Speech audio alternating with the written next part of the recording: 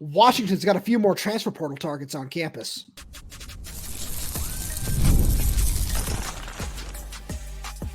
You are Locked On Huskies, your daily podcast on the Washington Huskies, part of the Locked On Podcast Network, your team every day. Welcome back into another edition of the Locked On Huskies podcast. I'm Roman Tomashoff. That's Lars Hanson. He's the site editor for Athlon Sports Inside the Huskies. I'm the site editor with Huskies Wire. Thank you for making this your first watch or first listen today. And today's episode is brought to you by FanDuel. Make every moment more. Right now, new customers get $150 in bonus bets with any winning $5 bet. That's $150 with any winning $5 bet. Visit FanDuel.com/lockedon to get started. So, Lars, speaking of getting started, let's jump right in here. Washington is wrapping up, as you know, as if they ever dares to listen to this, on Thursday. Official visits with two transfer portal prospects. One of them is former UTSA and Ole Miss wide receiver Zakhari Franklin, and the other is former Northern Colorado quarterback Shea Kuykendall. Excuse me. And this is really interesting because we're going to get into that a little bit more when we talk about the offensive line later on. But these two guys are both certainly positions in need. Kuykendall certainly more so than Zakhari Franklin, but getting Franklin would be a really nice add to the wide receivers room after Elijah Badger decided to go to Florida.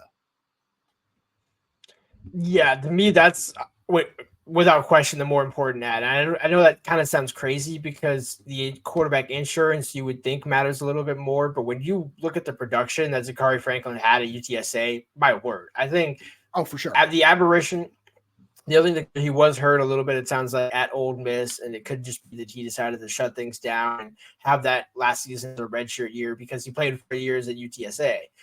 So he never really would. So in order to get this extra year of eligibility to go elsewhere, he needed to shut things down last season. So I'm not necessarily as concerned with his lack of production moving up to the SEC, knowing that he's going to be a wide receiver 3, 4 at Washington, could be 2, right? But he's not coming in as that guy that's expected to be, oh, hey, we need a A1 receiver and now we got one. No, we just need one extra receiver to kind of do a couple of different things and just offer some added depth at the top of the room, because there's a ton of talent at the bottom of the room with Keith Reynolds, Audric Harris, Jason Robinson Jr., the list goes on, Justice Williams coming in June. No doubt the future of the room is fine. But for this season, again, it gets to the onus that we talked about throughout this week on the show, saying Jedd Fisch knows how important it is to win in 2024. We're not expecting him to win 9 or 10 games, but you're going to need to get a promising 6, 7, potentially 8-win season under your belt, 9 if you're really looking optimistic. And in order to do that, you need to have a number of skill players, because if somebody gets hurt, that's when that gap of 7 wins to 5 wins comes into play. And not that 5 would be totally out of the realm, but that would necessarily be an underwhelming start to his campaign or his time at Washington. Yeah, absolutely. And so I see where you're going with that, where when you look back at Elijah Badger, I can't say I'm surprised that, he ended up at Florida and he would have been a really, really nice piece for this offense. But I think it was just he can go there and take way more targets than he's probably going to get here. Whereas with Zakhari Franklin, after that year off, he might not be as hot of a commodity. So it might be something where, that wide receiver 3 role might suit him a lot better, which would be really nice with this offense and just opens up so much more. And again, we're going to get into the offensive line in a minute, but as long as the offensive line holds up, everything else could be really, really nice on the offensive side of the ball.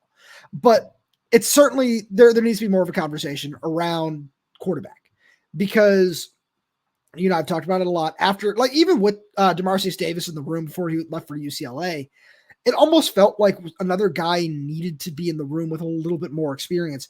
And that's exactly what Shea Kuykendall is, where it's not a lot, where he started 3 games at Northern Colorado, played in 5, but that's still enough, where he's a guy where you look at his the tools, the upside, and you say, yeah, it's there.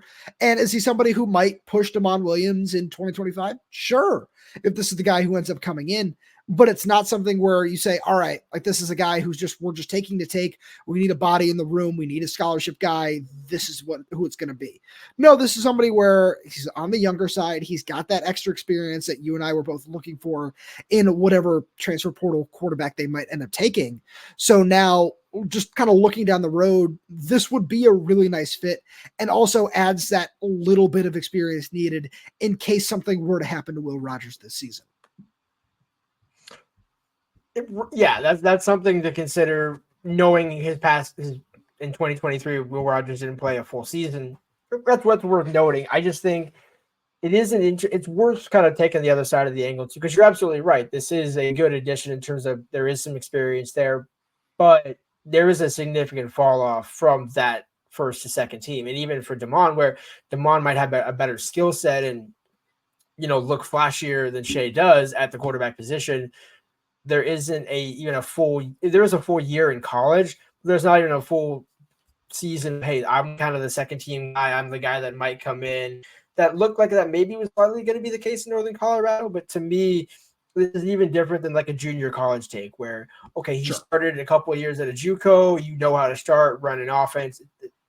It's a little below that. And that's no disrespect to the kid. It's just when you look at the experience that would need to come in with Will, this is a great take in terms of after Will is gone, you have a guy who can stay in the room a couple of years, help mentor and bring along Zakhari McMillan and Dash Beerley, while, as you said, pushing Damon Williams. And so in that respect, it's great. It's a home run take there. But my concern would be if Will does go down, I almost would still potentially rather see Damon get but that's control fine. of this offense. But that's the thing. That's fine. That's the whole point of the conversation that we were having a couple of weeks ago. If you still turn to Damon, that's okay. Because he just certainly looks like the quarterback of the future. He looks like that guy who could lead the program for 3-4 years. But the problem was if you turned to Damon and there was no option behind him, that was a whole different problem. That was just a point that I felt that we needed to make clear, because turning to Damon would be great. I think that would be exciting, and certainly, you'd feel bad for Will in that situation were something to happen. But if you're the point was never, turning to Damon as a second string option is a bad thing. No, not at all. But if you look at it and you just say, oh, okay, and if you're looking at just walk-on options after that, that's where you run into problems, especially, in year one of the Big Ten. Exactly. And that's why I just wanted to let you say that part of it, because that's how I view this take. It's a good take for depth at the position, but this isn't somebody that's why I just want to make that clear to the listeners and the everydayers. This isn't somebody who I would say, hey, this is a guaranteed QB2. If Will Rogers goes down, he's got X, Y, and Z experience. That's not the case.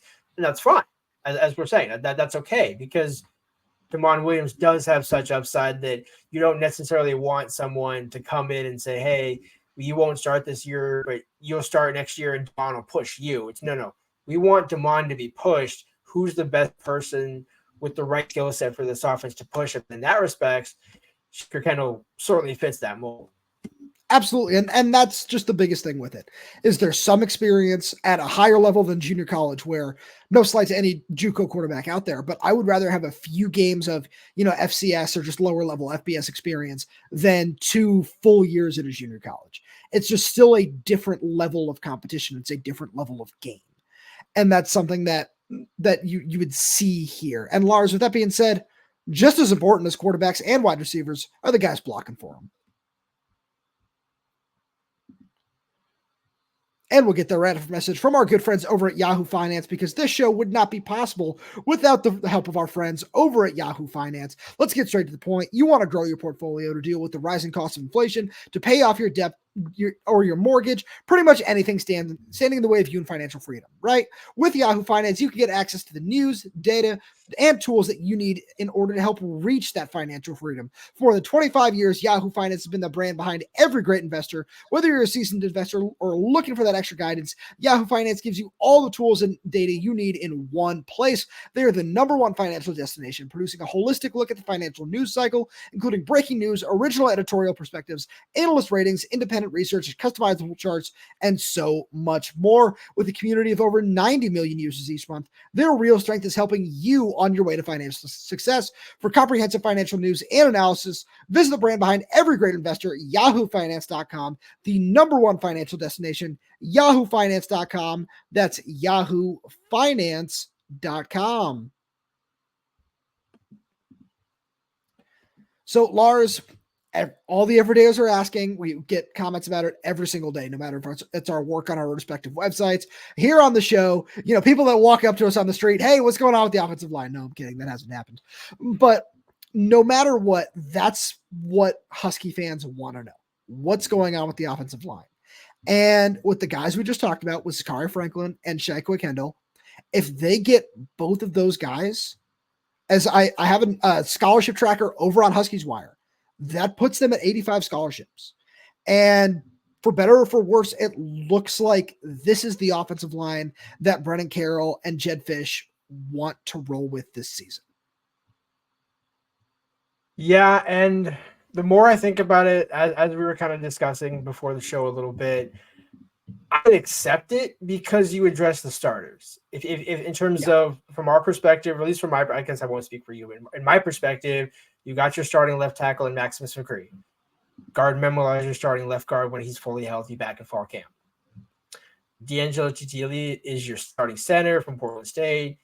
And Nook from my high likely competes and earns a starting spot at right guard. I'm just saying in terms of the transfer they brought in. Sure. Yeah. Drew Azzopardi is your starting, and then Drew Azzopardi is your starting right tackle. So what that tells me is in spring camp, they like what Seone Fasolo, Kelly Safai, and Elijah Duquette did to show they can hang at this level, but maybe they're not fully ready yet. So that next season in 2025, they didn't need to go out and add a couple more guys of younger ilk that could come in and compete over the course of 2 or 3 years.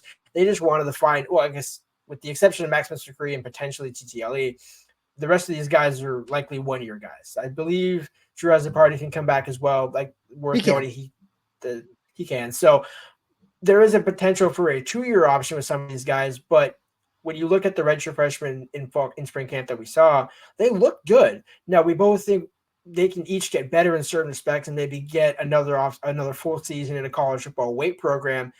And then as redshirt sophomores can compete and potentially become starters next season. That's, I think, the coaching staff's philosophy here and thought process with these transfers. So I certainly agree. I want to take a second here because I want to look at both sides of this. Let's look at the positives first. The positive is, as you said, they certainly went out and addressed starters. Is it with guys that, you might expect? Not necessarily, but there weren't a whole lot of those guys available. There were a couple, sure, but there weren't a whole ton. And they went out and they got who they did, and that's the line that they're going to roll with. If Maximus McCree stepped up in fall camp and looks like a guy who competed at the Big Ten level once again, like he did in 2022 when Maryland took him, great. That's awesome. If D'Angelo Titieli shows he can make the jump, that's good. If Enoch Vimahai can show that he can develop a little bit more than he did during his time at Ohio State and just be serviceable for a season, great. That looks nice. That's all fine. That all looks good. We know what Drew Azzopardi is going to do. We know what Gaard Memmelaar could have done last season before he got hurt. And yeah, that's a question mark in and of itself, but I think he's going to come back and he's going to look good. So those two guys I'm going to just kind of omit for the time being. But on the negative side of that, there still isn't a lot of depth in the room. And that's a problem in one way or another. Two guys, I just want to mention two guys that we didn't see that are part of the true freshman class. And I've got a bit of a bold take that I'll get to in a minute here. But we didn't see Justin Hilkema and we didn't see David Boyajian. Neither of those guys enrolled in time for spring camp. And we'll see what they look like this fall. That could be a little bit more help than need be, where every once in a while, especially when you look at just both those guys and just what their size profiles are, that maybe they can come in and, help out in certain spots in, any given time. But the depth behind them is still scary. And again, there's only so much you can do. Jedd Fisch said they wanted 15 or 16 scholarship linemen. Right now they're at 14, as I've got listed on the tracker, which I'll also drop down in the episode description for anyone who's curious on how it's all laid out. But it's just not any experienced depth, and we know Jedd Fisch is comfortable rolling with freshmen. And if he does so and those guys look good, great. But that's still going to be a huge question mark for the time being, which brings me to my hot take here, Lars. And it's going to be in one of the college football previews that I wrote that's going to be coming out within the next couple of months here. On my 2 deep depth chart, right now, my backup left tackle for Maximus McCree is Justin Hilkema. I can see it. I can see it. I'm not. It's optimistic, but it's appropriately optimistic because there wasn't anything that Sione Fasolo and Kelly Tafai necessarily did this spring to say, hey, you know what? 12 months from now, 18 months from now, those guys are going to be A1 Big Ten starters. Yeah. Not that they can't become that, and there's no disrespect intended when I say that. But when you think about when we saw Big Country Justin Hilkema at spring practice, when he was walking the sidelines, when he came up with his parents, I don't think that gap is necessarily that far between where Justin Hilkema is right now and where those two are 18 to almost 18 months into their college football life, for lack of a better word. And so that's where this comes from. And if he can catch up, that's I was going to say, like, I have to imagine that's where you see it catching up, is that gap, since it's not that far close, he can do that in fall camp. So that's certainly part of it, is the size profile, but it's also, there were still a lot of struggles with their technique from all three of the guys you just mentioned, all three of the redshirt freshmen. And that's okay. That's still something that they have a lot of time to progress on. They still have 4 years of eligibility remaining. I'm not saying that by any means that that's the player that they're going to be, but that's where they are right now. And if Justin Hilkema, who our good buddy, a friend of the show, Ben Glassmeyer, wrote about over on Huskies Wire a couple months ago and said, yeah, this guy is really one of the hidden gems of this class, where he's super advanced for just where he is. And when you combine that with his size profile, it's not somebody who, because those guys are very few and far between, that you look at and say, I'm comfortable with this guy stepping in day one at left tackle in the Big Ten. Because again, those guys don't come around very often. But you look at his size profile and you look at him, and I'm just going to compare him to the only other guy who I can think of in the similar mold, and that's Trey Adams, where you look at what Trey was a bunch of years ago coming in. It was, this guy is, he's big. It looks like he can compete. He can move a little bit. He can do all these different things. And he went out and won the job. And that's great because it added to the depth of the offensive line. And if he shows he can do that, and I know these are really high expectations that I'm putting on him here, but if he can show out, he can go do that. That's a big if. All that adds maybe some of the depth that you're looking for, where, maybe you can move Maximus McCree inside the guard. Maybe you can just say, okay, yeah, look, now we have some experience that just adds to the depth of the rotation. And maybe we rotate the left tackles in non-conference plays, see what that looks like. But all of a sudden that adds the depth you're looking for, because as of right now, it's not there behind him.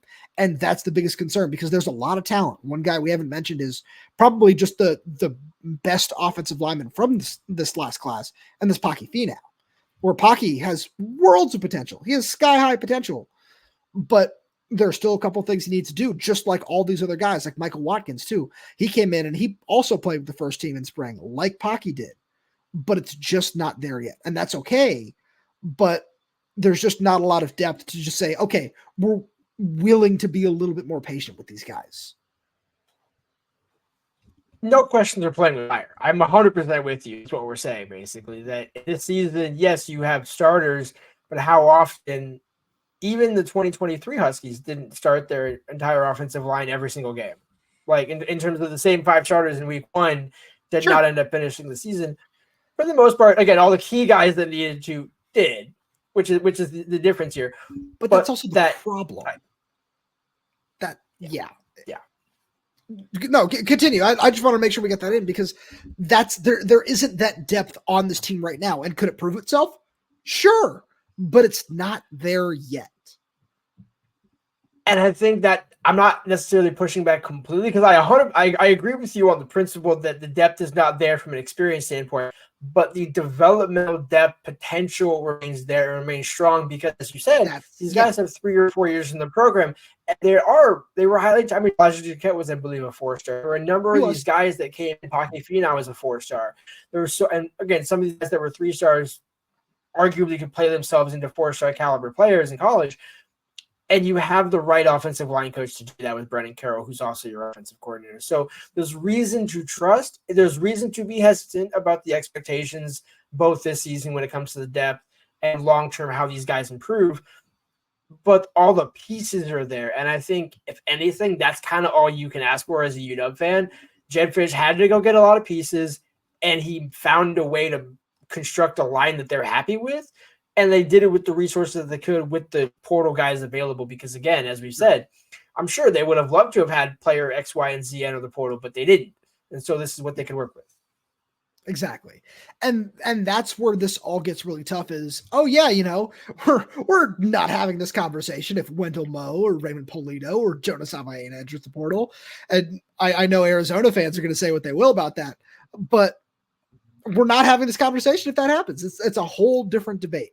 And we can say, yeah, Pocky is 100% going to redshirt this year. Justin Hilkema is 100% going to redshirt this year because now there's that starter quality and there's some long-term depth behind them. If you still take a TTLE and, maybe you still add Enoch Vimai as just that extra depth as, starter or a backup or whatever it is, but we can't have that conversation. And this is the line that Jedd Fisch and the company are going to have to roll with. And it certainly could turn out great. It certainly could. But there are just so many more questions that between now, Lars, as you and I are speaking on May 22nd and the start of the season on August 31st. And with that being said, speaking of the start of the season, Washington's got 2 games. They're not going to be playing on a different night. And we'll get there right after a message from our good friends over at FanDuel. It's winner take all time in the NBA and NHL, and FanDuel is giving you a shot to bring home a big win of your own. Right now, new customers get $150 in bonus bets with any winning $5 bet. That's $150 spent on spreads, money lines, player props, and more. You can visit FanDuel.com/lockedon and make every playoff shot count. FanDuel is America's #1 sportsbook. And I mean, I've got to say it because it might come true now. Minnesota got through. The Celtics are up 1-0 in the series. And we here on Locked On Huskies, we're saying, hey, Timberwolves Celtics final. That'd be a lot of fun. Jaden McDaniels, former Husky, playing really, really well. And then, my Boston Celtics, I know we'll get into that. But the odds of that are still looking pretty good on FanDuel. You should go over and check them out for yourself. So, Lars, this is something you and I were tipped off on a while ago, the possibility of the Big Ten just trying to dominate more of the schedule, playing some Friday night games, and getting Washington in on some of those Friday night games is not shocking in the least bit. And so Washington will have 2 Friday night games now. The first one is for their matchup at Rutgers, and then the second one is at home against UCLA. What was just kind of your first thought when you saw these?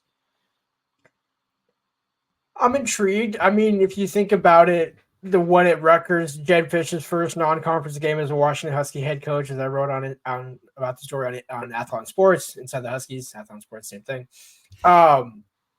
that it's a homecoming for him. So this does kind of give the opportunity maybe to highlight Jedd Fisch for an East Coast audience in a primetime 5 p.m. kickoff.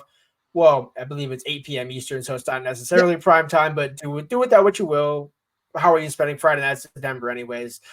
And the other thing to consider is Washington did recently offer a couple of one 4-star offensive lineman in the state of New Jersey. So they are acknowledging, hey, if we got to play on the East Coast, might as well look and see what kind of talent's out here.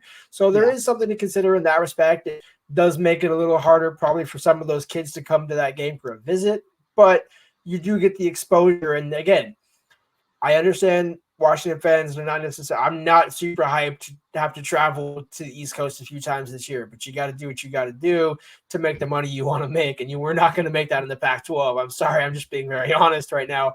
I'm not laughing at the downfall of certain programs, my alma mater included, because we still ended up on the CW. But with that being said, this is an opportunity on Fox Sports. See that segue there? To show Jedd Fisch to national East Coast audience, his home state. I can see how that one makes sense. And then the other one, did you mention it yet? The UCLA one? Yeah. Okay, and so the UCLA one mid-November on the 15th. That's not bad. I mean, if you think about it, unique opportunity for Jedd to get some extra national exposure. And I think that's the other thing to consider is when you do play these earlier games or games on a different night on traditional Saturday games, that's why you're doing it. It's for extra exposure. You are one of only 2 games on or one of only 3 games on. You're not competing against families thinking, oh, I got to stay up late tonight and I got to watch the Seahawks tomorrow morning. No, you get a day off in between. It's a perfect recipe if you're a Seattle football fan. So I certainly agree with you there. That's not where my mind went when all this happened. the first place that my mind went was, ooh, an extra day off for the Michigan game. That's very interesting. Where screwing up the travel schedule, flying across the country, just in a very short period of time, which is something, I can speak to as I've done in the last couple of months, which was exhausting, let me tell you. But I'm very intrigued by the possibility of getting a little bit of extra break before the Michigan game. And it's the UCLA one doesn't matter as much, where, you're going into the bye week after that, over Thanksgiving week before you go down to Oregon. So that one might be a little bit different. But when I look at it, that was something I was really intrigued by, because setting it up where two really big games, arguably you could say the two biggest games of the year for the Huskies, now all of a sudden there's an extra day off in there too, which in its own way I feel is kind of clever. And yeah, it might be a little harder, for certain things in terms of travel and just other factors that you have to put into the equation here.